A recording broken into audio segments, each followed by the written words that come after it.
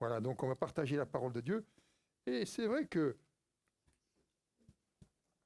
des fois, on prend un passage et on le commente. Amen.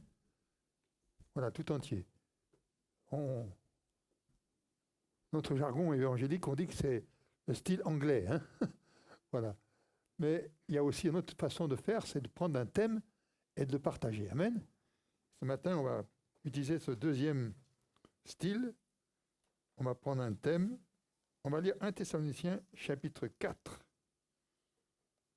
Voilà. À partir du verset 1er. 1 Thessaloniciens, chapitre 4. Et on va lire à partir du verset 1er. Si vous y êtes, je m'assois. Hein? Jésus enseignait assis. Gloire à Dieu. Alors il est dit, au reste, frères, puisque vous avez appris de nous comment vous devez vous conduire et plaire à Dieu, et que c'est ce que vous faites, nous prions et nous vous conjurons au nom du Seigneur Jésus de marcher à cet écart de progrès en progrès. Vous savez en effet quel précepte nous vous avons donné de la part du Seigneur Jésus. Ce que Dieu veut, c'est votre sanctification. C'est que vous absteniez de l'impudicité. C'est que chacun de vous sache posséder son corps dans la sainteté et l'honnêteté, sans vous livrer à une convoitise passionnée comme le font les païens qui ne connaissent pas Dieu. Et que personne n'use envers son frère de fraude, de cupidité dans les affaires, parce que le Seigneur tire vengeance de toutes ces choses, comme nous l'avons déjà dit et attesté. Car Dieu ne nous a pas appelés à l'impureté, mais à la sanctification. Celui donc qui rejette ses préceptes ne rejette pas un homme, mais Dieu qui nous a donné son Esprit Saint. Amen. Gloire à Dieu. Ce matin, nous allons ensemble voir 4 aspects de la marche chrétienne dans le Seigneur. Amen. Voilà, il est parlé dans ce passage de la marche en Jésus-Christ. 4 aspects, ça sera premièrement donc l'aspect du pardon, du salut en Jésus-Christ. Comment Dieu nous a pardonnés, nous a sauvés. Deuxièmement, la progression dans cette marche, c'est-à-dire la sanctification. Troisièmement, la marche dans le service, parce que c'est à cela que Dieu nous a appelés.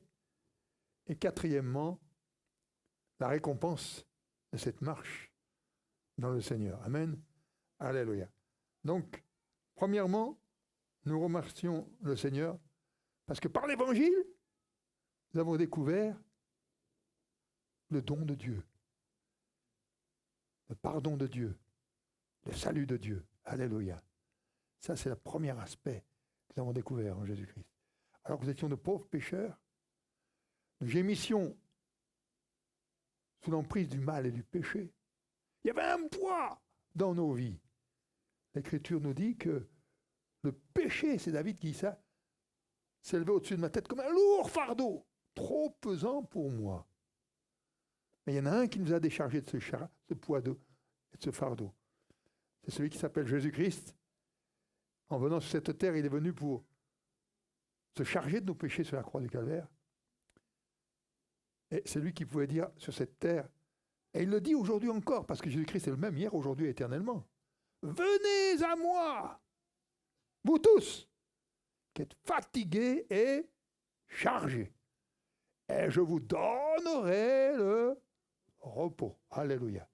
Il n'y en a qu'un seul qui peut nous délivrer du fardeau, parce que le péché, c'est un poids qui pèse sur l'humanité tout entière, et nous étions incapables seuls de nous libérer de ce poids et de ce fardeau. Mais Jésus-Christ est venu sur la croix, porter nos péchés. Il est passé par la mort nécessaire, son sang, parce que sans effusion de sang, il n'y avait pas de pardon. Il a donné son sang précieux pour que nos péchés soient effacés, pour abolis, détruits. Et le troisième jour, Dieu l'a ressuscité, prouvant que Dieu avait agréé le sacrifice de son Fils, prouvant sa victoire. L'Écriture dit qu'il a détruit la mort, Jésus. Et il a mis en évidence la vie et l'immortalité par la bonne nouvelle, justement, de l'Évangile. Ainsi, premier aspect de cette marche, quand on accepte Jésus-Christ, eh bien, on dit « Heureux l'homme !» comme David disait, « à qui les péchés sont pardonnés, à qui la transgression est remise. » Alléluia, heureux.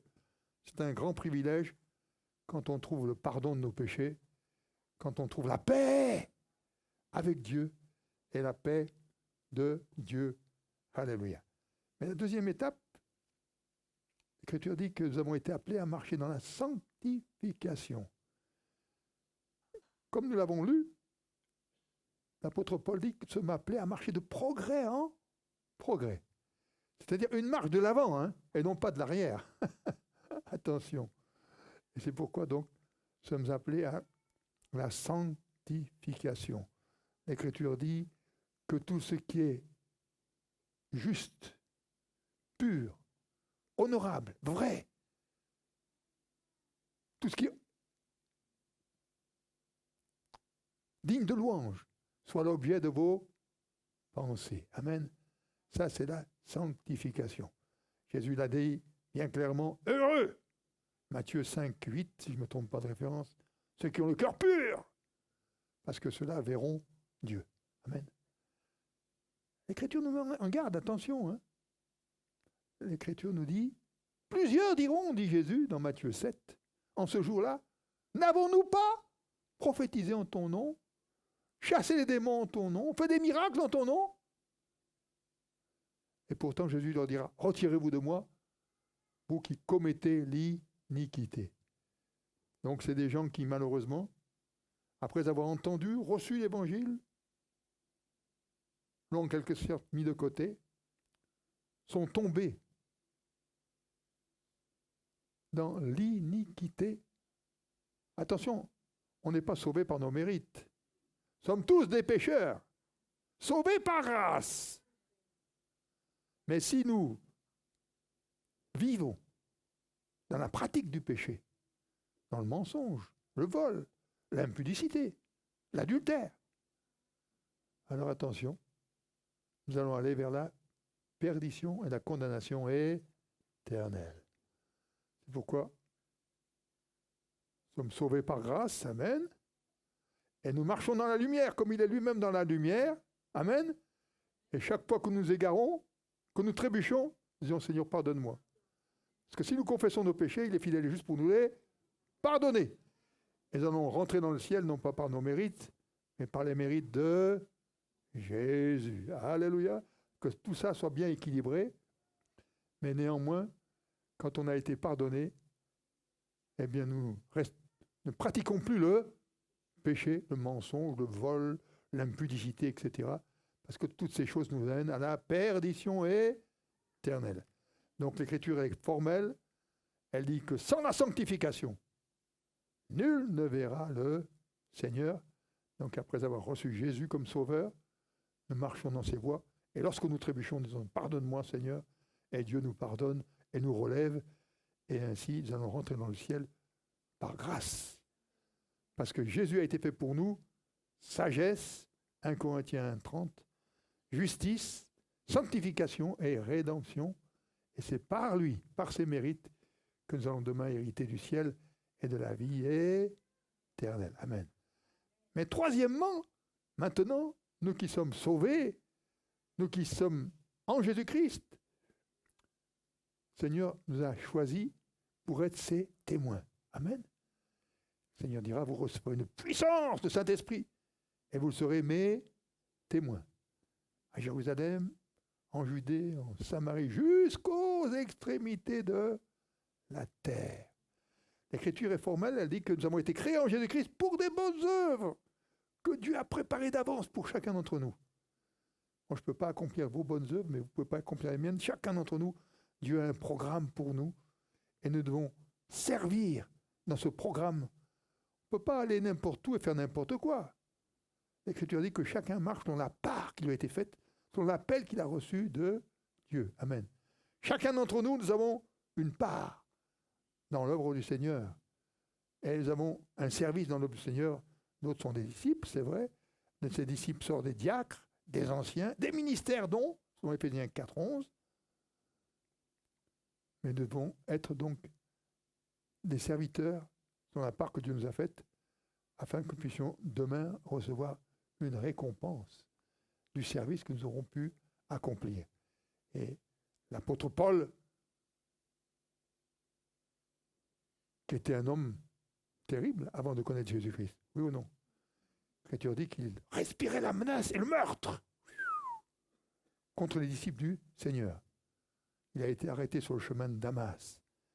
Et Jésus l'a arrêté en disant « Saul, Saul, pourquoi me persécutes-tu? Qui es-tu, Seigneur? Je suis Jésus que tu persécutes. Qu'est-ce que je dois faire? On va te dire ce que tu dois faire. » Et quand il est arrivé à Damas, le Seigneur Jésus lui a envoyé un de ses disciples qui lui a dit « Saul de Tarse, repens-toi de tes péchés, afin que tes péchés soient pardonnés. » Et Saul de Tarse s'est repenti. Et selon l'Écriture, selon ce que lui-même dira, il est devenu une nouvelle création. Amen. Et à partir de ce temps-là, il a accompli le programme de Dieu pour sa vie. Il est devenu un serviteur de Dieu. Et il dira dans Romains 15:18, si je ne me trompe pas de référence, je n'oserais mentionner aucune chose que Christ n'ait faite par moi. Parce que, s'étant repenti, il a accepté d'être dans la sanctification et il pouvait dire non, ce n'est plus moi. Vous savez le moi. Vous connaissez cette définition? Tu me connais moi? J'ai entendu ça déjà. Oui, je te connais toi, tu vaux rien comme moi, je vaux rien. Il n'y a rien de bon dans le moi, dit l'apôtre Paul, Romains 7. Mais tout est bon en Christ, amen. C'est pourquoi j'ai besoin d'être, Paul dira, j'ai été crucifié avec Christ, ce n'est plus moi. Non, non, qui vit. C'est Christ qui vit en moi. Ceux qui nous entourent ont besoin de voir en vous et en moi, non pas le moi, mais Jésus-Christ. Celui qui est doux, humble, celui qui est pur, celui qui est amour. Voilà celui que le monde a besoin de voir. Et Paul, justement, est devenu un vrai serviteur de Jésus-Christ. Et l'Écriture dit, au milieu de cette génération perverse et corrompue, nous devons briller comme des flambeaux, portant la parole de la vie. Amen. Oui, Dieu veut que nous puissions briller de sa lumière en apportant la parole de la vie, le message de Dieu, la bonne nouvelle de l'Évangile. Et Paul l'a accompli. Et c'est pourquoi, à la fin de sa vie, il pouvait dire « J'ai combattu le bon combat, j'ai achevé la course, j'ai gardé la foi. Désormais, la couronne de la justice me sera remise par le juste juge. » Mais ce qu'il ajoute, heureusement, non pas seulement à moi, mais à tous ceux qui auront aimé son avènement. Amen. Vous aimez l'avènement du Seigneur Jésus-Christ? Oh, moi je dis Maranatha. Amen. Viens, Seigneur Jésus-Christ. On vit dans un monde qui de plus en plus s'enfonce dans les ténèbres, dans le mal. On entend chaque jour des choses épouvantables. On vit comme au temps de Noé. La violence est grande. Les crimes sont multiples. Et toutes sortes de maux accablent notre humanité qui est plongée. L'Écriture dit, le monde entier gît sous l'emprise des ténèbres, du mal, du diable. Mais merci Seigneur, parce qu'en Jésus-Christ, nous avons été délivrés pour marcher dans les voies du Seigneur, pour faire connaître Jésus, afin que d'autres autour de nous puissent passer des ténèbres à la lumière, de la mort à la vie, de la puissance de Satan à Dieu. Et ainsi, nous tous qui aurons accompli cette œuvre, ce service, bien bientôt nous aurons part, comme Paul, la couronne de justice m'est réservée. Amen. L'Écriture nous dit que bientôt, je ne sais pas le jour et l'heure, mais un signal donné à la voix d'un archange, au son de la trompette de Dieu. Seigneur, Jésus descendra du ciel dans les airs. Les morts en Christ ressusciteront premièrement, et nous les vivants en Christ, transformés en un clin d'œil, avec un corps glorieux comme Seigneur. Tous ensemble avec le Seigneur Jésus, avec les morts en Christ ressuscités, nous allons aller à la rencontre du Seigneur Jésus dans les airs. Amen. Et nous serons avec lui, comme lui, pour toujours. Alléluia. L'apôtre Paul dit, consolez-vous par ces paroles. Là où il n'y a plus ni douleur, ni larmes, ni souffrance, ni péché, ni mort. Mais nous allons être avec Jésus dans la gloire et la félicité éternelle. Alors mes frères et sœurs, ça vaut la peine d'accepter Jésus-Christ, de marcher avec Jésus-Christ, de servir Jésus-Christ, de témoin dans ce monde, afin demain d'avoir part à la récompense de sa gloire éternelle. Voilà, je ne vais pas aller plus loin, moi j'ai fini mon message. Que Dieu vous bénisse, que Dieu nous bénisse tous ensemble, et que nous puissions porter du fruit et marcher avec le Seigneur fidèlement jusqu'à son prochain et son glorieux retour. Il n'est pas loin, alors veillons, prions, marchons avec Dieu dans la vérité, la sainteté, loin de tout péché, iniquité. Que le nom du Seigneur soit béni. Amen.